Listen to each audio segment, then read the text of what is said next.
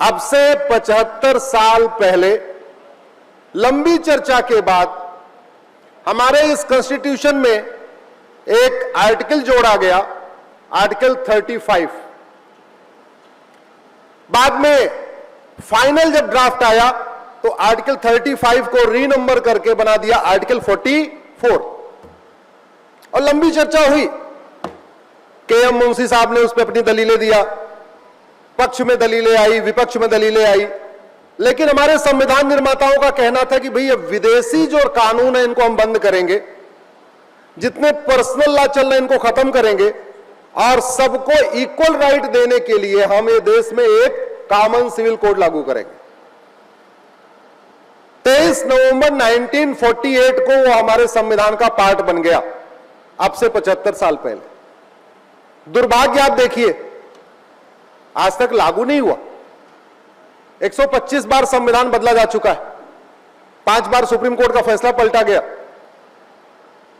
लेकिन मैं तो आर्टिकल 44 को संविधान की आत्मा कहता हूं।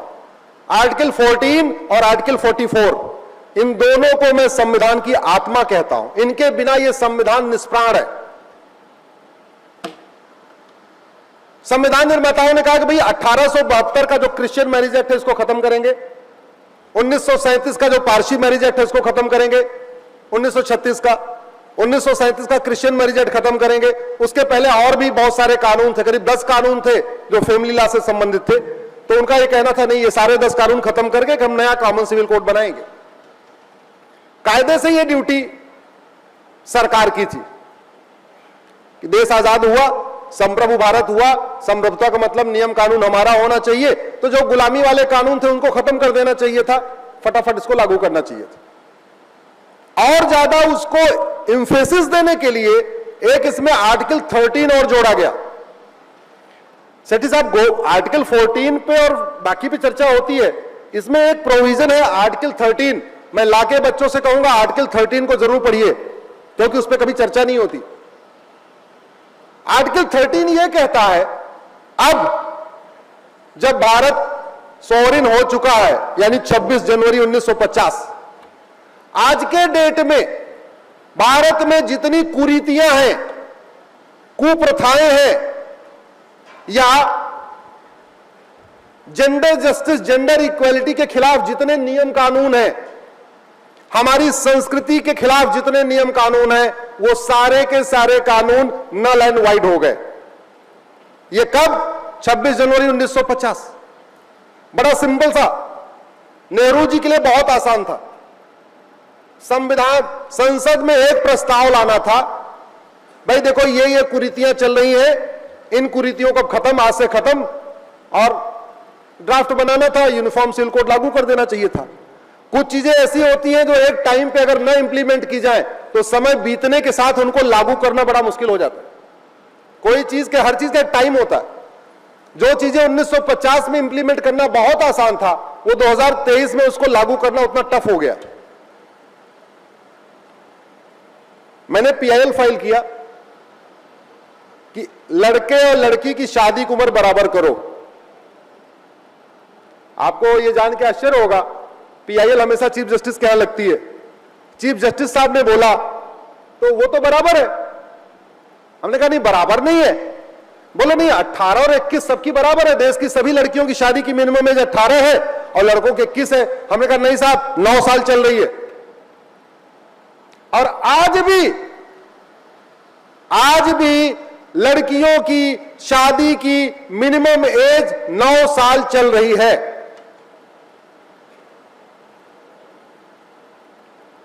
मैंने उसको, जब कोर्ट ने सरकार को नोटिस जारी किया, सरकार ने फिर जया जेटली कमेटी बनाई।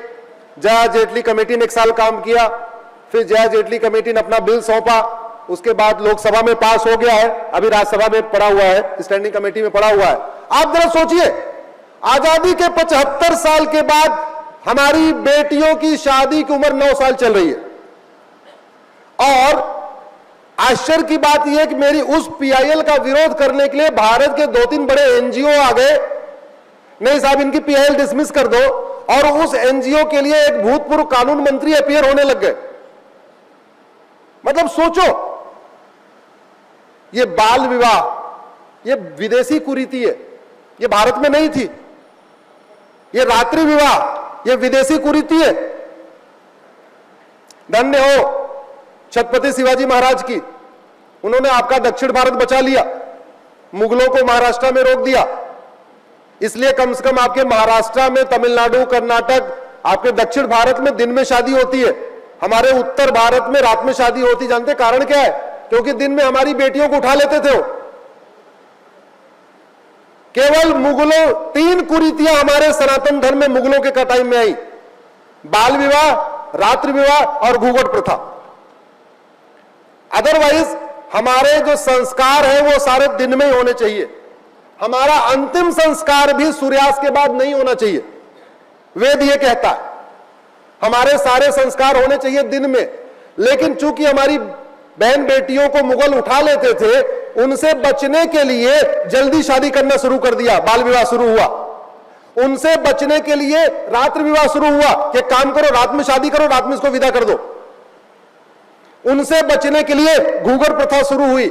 इसलिए आप देखिए, शिवाजी महाराज ने मुगलों को महाराष्ट्र में रोक दिया। इसलिए महाराष्ट्र के इधर वाले जो राज्य हैं, केरल, कर्नाटक, तमिलनाडु, आंध्रा, तेलंगाना, यहां पे दिन में विवाह होता है। राजस्थान, यूपी, बिहार, बंगाल, इधर जहां मुगल थे वहां रात में विवाह होता है।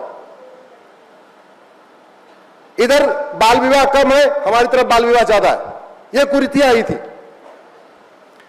और वो मुगल काल की कुरीति 9 साल वाली, 9 साल में शादी करने वाली आज तक चल रही है। यूनिफॉर्म सिविल कोड आएगा, शादी विवाह की सबकी उम्र समान हो जाएगी। इसका सबसे ज्यादा फायदा किसको मिलेगा? जोर से बोलिए जरा, किसको मिलेगा? अरे जोर से बोलो, फायदा किसको मिलेगा? हमारी बेटियों को, और सभी बेटियों को नहीं, मुस्लिम बेटियों को। बाकी बेटियों की शादी की उम्र 18 साल है। जो 9 साल शादी की उम्र चल रही है वो हमारी मुस्लिम बेटियों की चल रही है। तो यूनिफॉर्म सिविल कोड आएगा, शादी विवाह की उम्र समान हो जाएगी। तो फायदा किसको मिला? जोर से बोलिए जरा, मुस्लिम बेटियों को। यूनिफॉर्म सिविल कोड आएगा, सबका शादी का रजिस्ट्रेशन कंपलसरी हो जाएगा। जैसे बर्थ सर्टिफिकेट बनवाते हैं, आधार बनवाते हैं, पासपोर्ट बनवाते हैं, राशन कार्ड बनवाते हैं, ऐसे मैरिज सर्टिफिकेट बनवाना मैंडेटरी हो जाएगा। इसमें किसी का नुकसान है क्या? कोई जोर से बोलिए जरा, फायदा है कि नहीं? यूनिफॉर्म सिविल कोड आएगा, ग्राउंड्स ऑफ डिवोर्स सबके लिए कॉमन हो जाएगा। अगर कोर होने पे डिवोर्स होगा तो सबका होगा, बाजपन के आधार पर डिवोर्स होगा तो सबका होगा, नपुंसकता के आधार पर डिवोर्स होगा तो सबका होगा। जो भी ग्राउंड्स होगा सबका कॉमन होगा। इसका फायदा पूरे देश को हुआ कि नहीं? अगर यूनिफॉर्म सिविल कोड आएगा, प्रोसीजर ऑफ डिवोर्स सबका कॉमन हो जाएगा। यानी डिवोर्स लेने का तरीका सबका एक हो जाएगा। हिंदू, जैन, बौद्ध, सिख में आज भी डिवोर्स कोर्ट के जरिए होता है, आउट ऑफ कोर्ट कोई डिवोर्स नहीं होता। लेकिन हमारी मुस्लिम बेटियों को 1 तलाक से छुटकारा मिल गया, अभी 4 तलाक और चल रहा है। अभी केवल तलाके बिद्दत से छुटकारा मिला, जिसको आप ट्रिपल तलाक कहते हैं।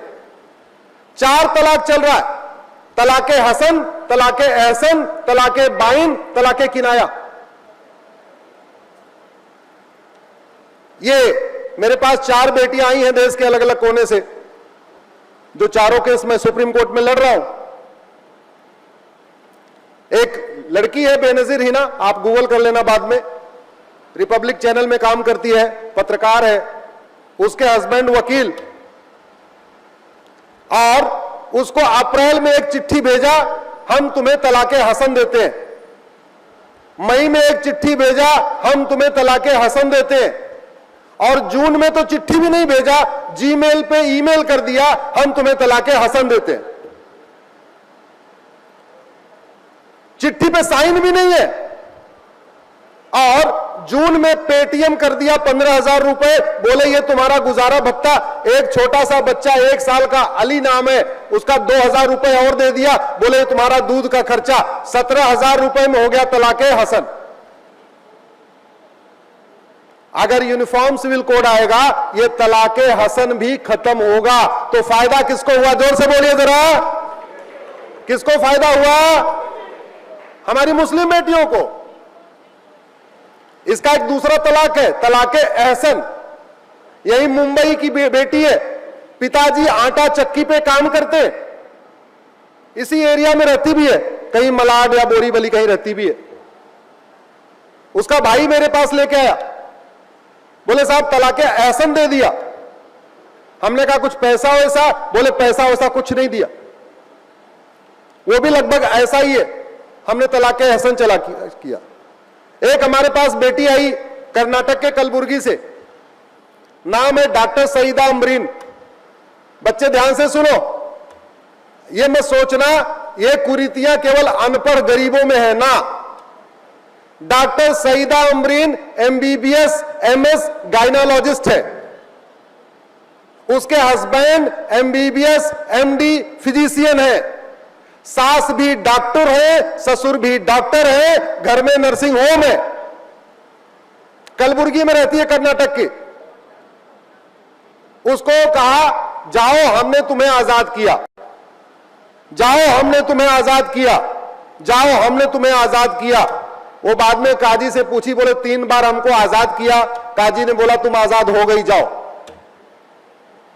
वो कलबुर्गी से भाग के आई सुप्रीम कोर्ट, और उसको कहते हैं तलाके बाइन। ऐसा ही एक है तलाके किनाया। ये यूनिफॉर्म सिविल कोड आएगा, ये जो एक तरफा मनमाना तरीके से डिवोर्स होता है, तलाके हसन, तलाके हसन, तलाके बाइन, तलाके किनाया, ये बंद हो जाएगा। ग्राउंड्स ऑफ डिवोर्स भी सबका कॉमन होगा, प्रोसीजर ऑफ डिवोर्स भी सबका कॉमन हुआ। तो देश की सभी बेटियों को फायदा मिला कि नहीं? सबको फायदा हुआ, और सबसे ज्यादा फायदा हमारी मुस्लिम बेटियों को हुआ। भाई वो भी संख्या में 7-8 करोड़ तो है ना, 2 कनाडा के बराबर तो मुस्लिम बेटियां भी हैं भारत में, 4 ऑस्ट्रेलिया के बराबर तो भारत में मुस्लिम बेटियां भी हैं। एक और प्रथा, मुता, MUTAH।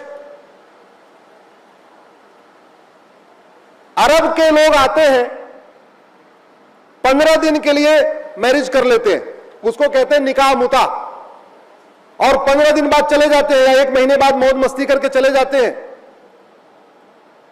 बच्चियां प्रेग्नेंट हो जाती है और वो तलाक देके चले जाते हैं।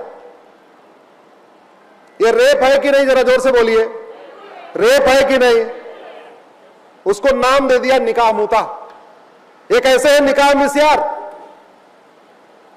हमने सुप्रीम कोर्ट में चैलेंज किया, तलाके हसन, तलाके हसन, तलाके बाइन, तलाके किनाया, निकाह मुता, निकाह मिस्यार, तहर्रुस, इसको कोर्ट में चैलेंज किया है। यूनिफॉर्म सिविल कोड आएगा, ये सारी कुरीतियां खत्म हो जाएंगी, और देश की सभी बेटियों को, वो हिंदू बेटी हो, मुस्लिम बेटी हो, पारसी बेटी हो या ईसाई बेटी हो, सभी बेटियों को एक समान प्रोटेक्शन मिलेगा, एक समान अधिकार मिलेगा, सबकी सम्मान एक जैसा होगा।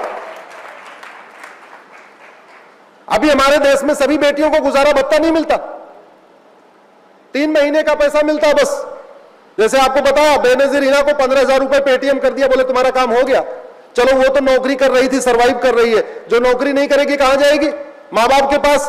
मान लो मां बाप खुद ही गरीब हो, भाई भाभी उसको ताड़ना और देते रहेंगे, उसकी तो जिंदगी बर्बाद हो गई।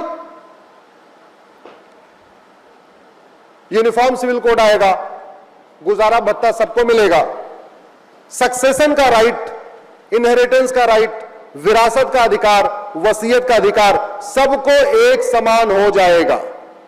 माता पिता की देखभाल का अधिकार सबको मिलेगा, भरण पोषण का अधिकार सबको मिलेगा, बच्चा गोद लेने का अधिकार सबको मिलेगा। ऐसी ही और वीडियो को देखने के लिए चैनल को सब्सक्राइब कीजिए, वीडियो को लाइक कीजिए, कमेंट कीजिए और शेयर कीजिए। धन्यवाद।